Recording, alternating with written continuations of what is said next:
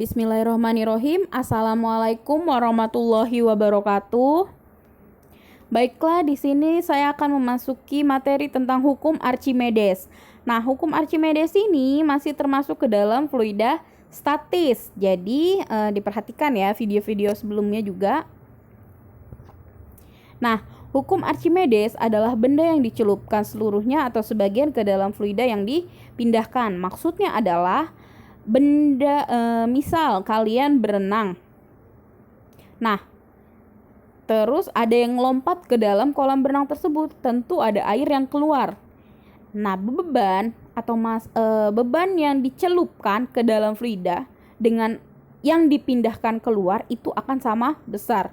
Jadi, beban si orang yang masuk itu sama besar dengan beban air yang keluar. Maksudnya seperti itu. Nah, gaya tekan inilah yang kemudian disebut sebagai gaya apung atau gaya Archimedes.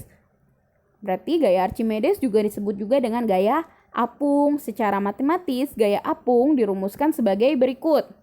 Fa atau gaya apung sama dengan rho F atau massa jenis fluida dikalikan dengan G gravitasi dikalikan dengan VBF atau volume benda yang tercelup ke dalam fluida. Fa sama dengan rho F dikali G dikali VBF. Gaya apung sama dengan atau gaya Archimedes sama dengan rho fluida atau rho zat cairnya dikalikan gravitasi dikalikan volume benda yang tercelup ke dalam fluida. Misalnya tercelupnya setengah, berarti volumenya adalah setengah.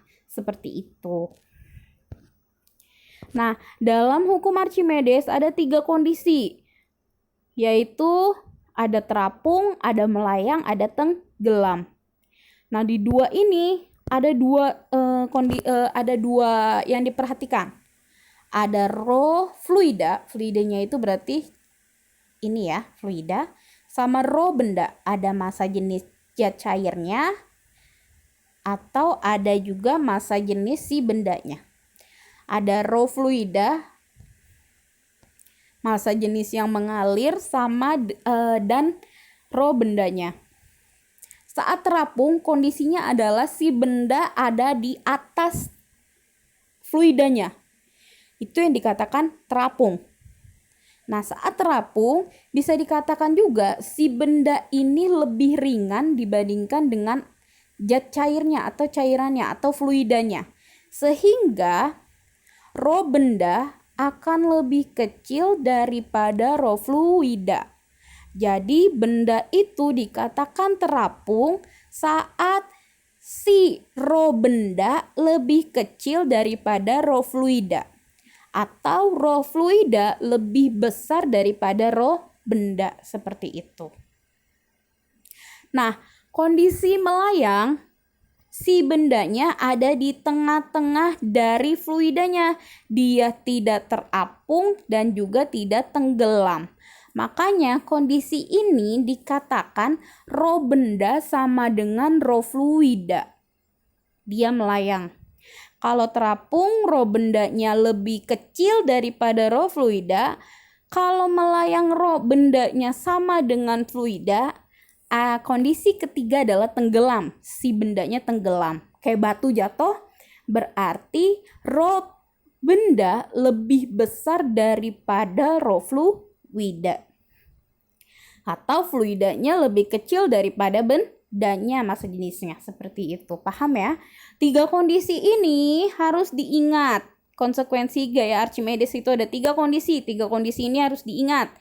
Syaratnya seperti apa harus diingat? Kalau terapung, rho bendanya lebih kecil dari fluida. Kalau melayang, rho bendanya sama dengan rho fluida.